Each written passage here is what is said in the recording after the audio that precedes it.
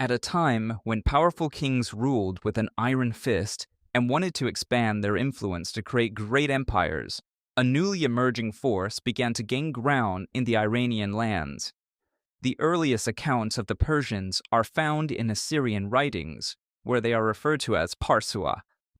The Persian tribes, along with other peoples such as the Medians and Babylonians, spent a long time under Assyrian rule. However, around 609 BC, these peoples launched a huge revolt that had such an impact that it caused the collapse of the Assyrian Empire. During this time, the semi-legendary figure of the first Persian king, called Achaemenes, emerged. Although not much is known about Achaemenes, he founded the Achaemenid line that would rule over one of the greatest empires of the ancient world. Among the many Persian tribes, the Achaemenids were the most powerful, and for many years they ruled smaller tribes and conquered more territory, but they were still under the rule of the Median Empire. By 559 BC, Cyrus II, better known as Cyrus the Great, became king of Persia. His rise was troubled, however, and the precedents tell a surprising story to say the least. The Greek historian Herodotus tells that Astyages, Cyrus's grandfather, ruled Persia. One night, he had a dream in which he saw that Cyrus would become ruler of all Asia. Fearing that he would lose his authority, Astyages ordered his butler to take Cyrus, who was still a baby, to the mountains and kill him there. But the butler could not find the strength to carry out this cruel task, and handed the baby over to be raised by a shepherd. Astyages was furious when he heard this, and had the butler's son killed. When Cyrus was old enough, he returned to his country. After revealing his identity and amassing popular support, he dethroned Astyages and presented his claim to the throne, sparing his grandfather's life in the end, despite everything. Cyrus the Great was an expansionist king, and under his reign the Persians conquered the capital of the Mediterranean Empire and ruled over an incredibly large territory, rich in natural resources. But there was still an obstacle from the Mediterranean that threatened Cyrus's sovereignty: the Greeks. After the collapse of the Hittite Empire in the Late Bronze Age, Anatolia was settled by Greek colonies that formed the Kingdom of Lydia, which refused to be ruled by the Persians. Initially, the Greeks attacked the Persian territories, believing that the Greek cavalry was superior. But, to their surprise, the Persians were quite effective with their horse and camel-mounted archers. The Persians brilliantly defeated the Greeks, and the Kingdom of Lydia was ruled by Cyrus. As early as 539 BC, Cyrus and his army besieged Babylon and captured it. The Persians were welcomed as liberators by the Babylonians, who suffered from an abusive rule by King Nabonidus. The Persians not only restored political order in Babylon, but also liberated the Jews who were captured in the city, ending the famous period of Babylonian captivity. Thus, Judea became an allied kingdom of the Persians, and his territory served as protection against the Egyptians. The Persians also developed a good relationship with the Phoenicians, who were great traders and navigators. Cyrus the Great was also known for being a generous and benevolent king. He forgave his defeated enemies and even placed them in positions in his army or government. He was also known for respecting the religious beliefs of the peoples he conquered. Perhaps one of his most memorable acts was the abolition of slavery during his reign, an act that clashed against all the customs of his time. To reinforce his noble decision, Cyrus issued a decree that is considered the world's first human rights law. The decree states, "I will prevent slavery, and my rulers and subjects are enjoined to prohibit the exchange of men and women as slaves in their spheres of government. Such a tradition shall be eradicated throughout the world." This decree is a bit of clay in cuneiform writing, known as the Cyrus cylinder. In fact, many peoples were happier and better off under Persian rule.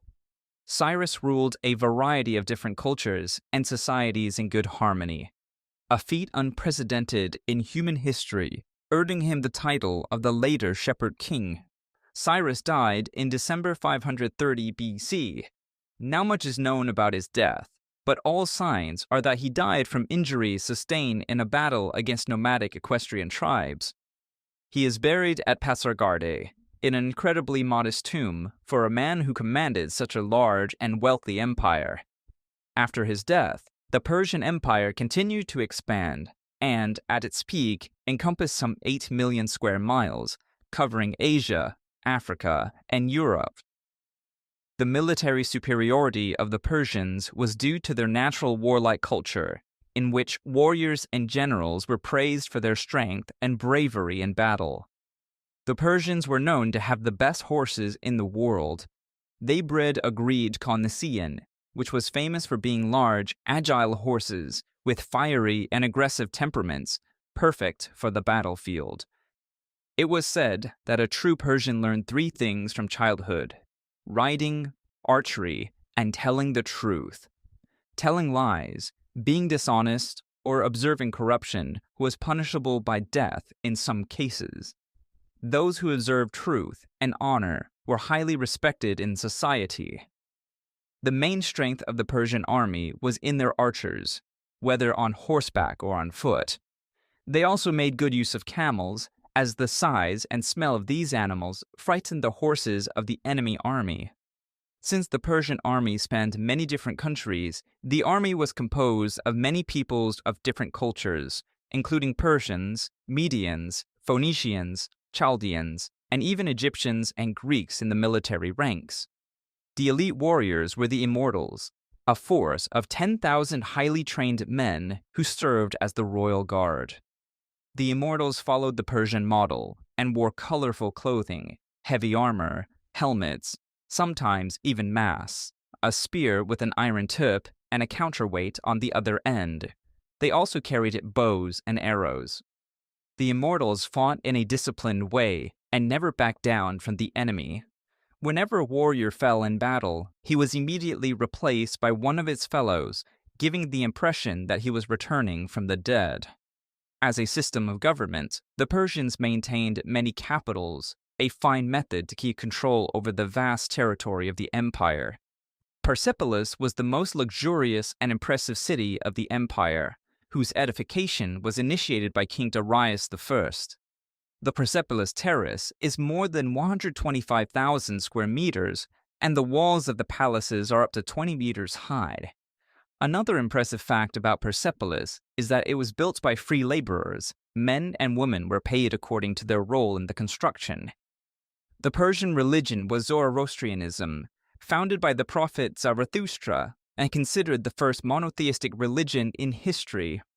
Zoroastrianism also includes belief in a divine paradise, a hell and its demons, belief in the coming of a Messiah and resurrection, and a final judgment in which all souls will be judged.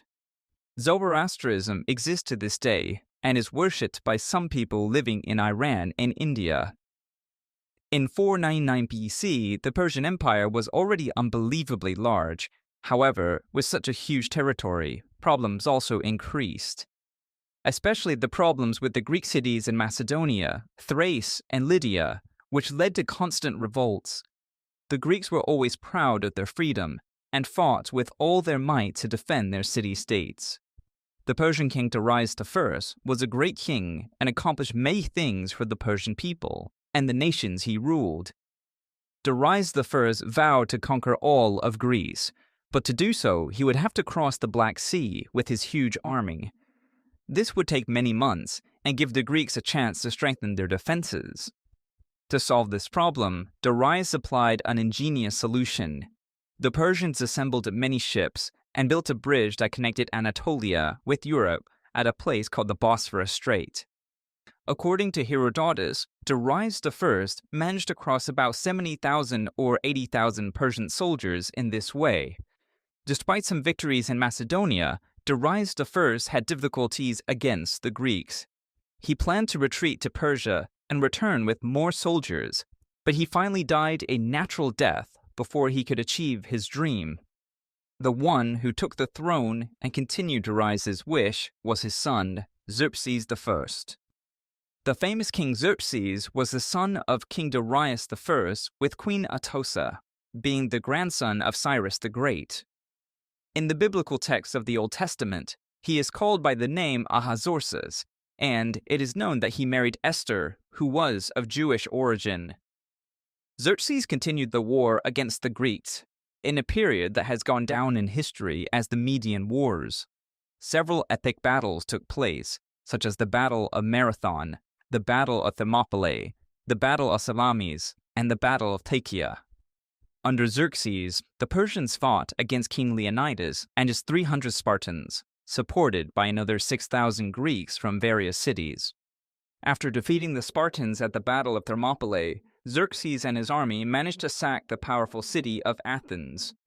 Enraged by the stubborn resistance of the Greeks, Xerxes ordered Athens burned to the ground, even though this violated Persian custom to protect conquered cities and their inhabitants. Much of Athens was destroyed, including the sanctuaries. The next day, after appeasing his anger, Xerxes repented and had Athens rebuilt. In response to this attack, the Greeks assembled a large fleet of ships, commanded by the Athenian general Themistocles. The Greeks destroyed the Persian ships, and Xerxes had to quickly retreat to his territories to avoid being trapped with his army in Greece. Xerxes returned to Persia, psychologically devastated at losing so many men and the chance to conquer Greece, and was finally murdered in 465 BC in a political conspiracy devised by one of his ministers. After the death of Xerxes, the Persians gave up trying to conquer Greece, which probably saved much of Europe from being swallowed up by the Persian Empire. After many years of battles and turbulent successions, all was not well in the empire. The Egyptians, who were under Persian rule, revolted, and many other kingdoms followed suit. Until 336 BC, the Persian Empire was ruled by King Darius III. However, in 334 BC, Alexander the Great left Macedonia and began his campaign, conquering many territories that had previously belonged to the Persians. After years of fighting, King Darius III was defeated by Alexander at the Battle of Issus and fled with his family to the city of Ecbatana. Alexander went to Mesopotamia and eventually captured the city of Persepolis. Although Alexander was not in favor of unnecessary destruction and violence, things became chaotic in the Persian cities taken by the Greeks. Persepolis was sacked and burned down, and the same happened in Pasargadae. The story goes that Alexander went to Pasargadae to visit the tomb of Cyrus the Great, a man Alexander began to admire because of the stories he was told.